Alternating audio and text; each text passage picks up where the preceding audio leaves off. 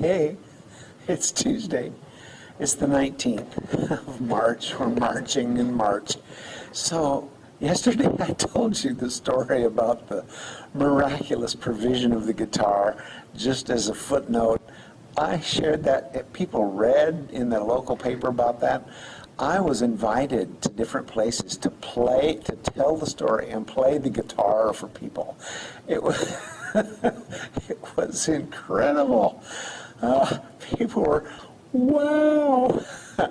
The editor, when he heard it, he just shook his head. He said, I got to tell you this. I've got this girlfriend. She's a Catholic. She's telling me to believe in God. She's telling me to come to church with her. He said, feels like God is after me.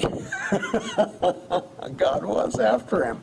So anyway, let me tell you another story about God's provision. So I said yesterday that we were living in the town called North Bend in Washington State. Still going to our little Pentecostal church down in Snoqualmie. And we had two girls by that time.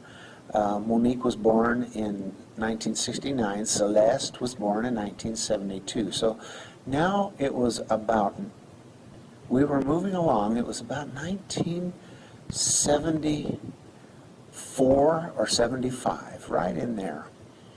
And lo and behold, my wife was with child. And so number 3 was coming, and we were living in a 2-bedroom house, and we had the girls in 1 bedroom, and it was a rental. And we started thinking, God, we could use a bigger place. We got to have something bigger. And we wanted to own a house, and so we knew God was faithful, and we weren't being greedy or something, not asking for a mansion. We just needed a bigger house, and we wanted to buy one. Okay, so we prayed. Of course, we prayed. And we were taught that when you pray, according to Mark 11:23 and 24, especially verse 24, when you pray, believe that you receive. Right then, believe that you receive. So we asked God, we were told to be specific. So we remember, this is 1974, 75. So we prayed for a house that had 4 bedrooms. So 1 for each of the kids, 1 for us. We had to have 2 bathrooms. And the house payment had to be right around $150 a month. A long time ago. Galaxy far, far away. So we prayed that. And then we thought, well, if we believe that we've received it, let's go take a drive and look around for houses for sale, see what we find. Honest truth. We lived on a street. We drove to the end of the street towards the river and Mount Si. We made a left-hand turn on 412th, I think it's what it was. And we drove a half a block, and there was a house for sale. It was vacant, and it had been repossessed. And we looked in the windows, and we kind of walked around, and it looked a little scruffy. But it said to call that it was going for sale as a farm home. Well, we weren't farmers and it wasn't farming, but we were in a rural area, and they had a program back then called Farm Home Loans to help people get their first house, kind of subsidizing and helping. And so we looked into it, and we drove down to Auburn, Washington, and we filled out the paperwork, we qualified, and we were first in line. It had just been vacated. And so it turns out this house had 4 bedrooms. It had a full bath, and then it had a half bath right off of the master bedroom, just a toilet and a sink. But yay, pretty good. And the selling price was $22,000. That was low even then.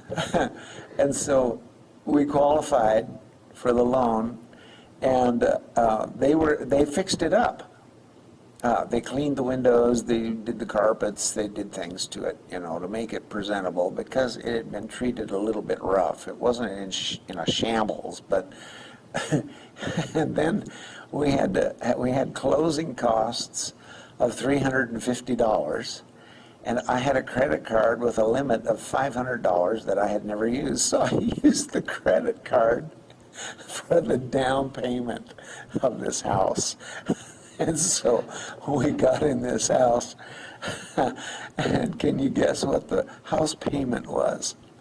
$159 a month. Bingo. I tell you, God is so good. We were in that house for 2 years. I had an architect friend of mine. I was still working at the sawmill. Had an architect friend of mine come, and I bought a piece of carpet for the front room because it was pretty shabby, and so he helped me stretch it, and we laid the carpet in the front room. And I think I painted a room or two and made it nice, and it had a single car garage. And we were one house away from a dear couple with 3 kids that went to the same church that we did, the little church in Snoqualmie. I'm not lying. All of this is true. And so there's a little bit more to the story. During that 2-year period of time, I had become what was called a chapter president of the Full Gospel Businessman Fellowship International chapter in the Snoqualmie Valley. I think I was only, that was 1976, so I was under 30 years old. That's pretty young, but anyway, we had a grand time inviting people to hear speakers and people getting saved and filled with the Holy Spirit, and it was just incredible. And then Nadine and I, my wife, we read this book by Oral Roberts, a daily devotional thing, and we prayed. And we started to feel like maybe there was a calling to go to Tulsa, Oklahoma, and go to Oral Roberts University, that I was supposed to go and get ready to minister, to be in the ministry. And so we were praying about that, and I made application, and I was accepted into the seminary. And so when we put the house up for sale, there had been this incredible change in the economy. And so the house that we had purchased for $22,000 with virtually nothing down, we later that year, this was 1978, so 2 years had passed, a little over 2 years, and we sold that house for $44,000. So we made a profit, 22 to 44. We made a profit. We doubled what it sold for, and so that was God's provision for us to have money to move to Tulsa, Oklahoma, and we landed there. And we were in graduate student housing, and that was a 2-bedroom apartment. And so we had 3 kids by then. Adam, our son, was 2.5. So we had 2 daughters and a son, and they were just stacked on each other. So we began to pray about using some of the money, the profit that we'd had, for purchasing some kind of house, a dwelling. And so we began to pray about that, and for whatever reason, I started to think about and be impressed to look into mobile homes. So I started scouting around, and most mobile homes were like 12 feet wide and 50 feet long. I mean, it was like a cracker box.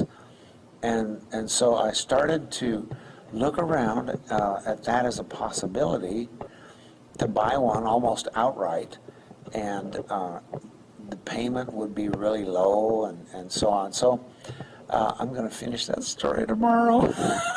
You have to come back. But wait, there's more.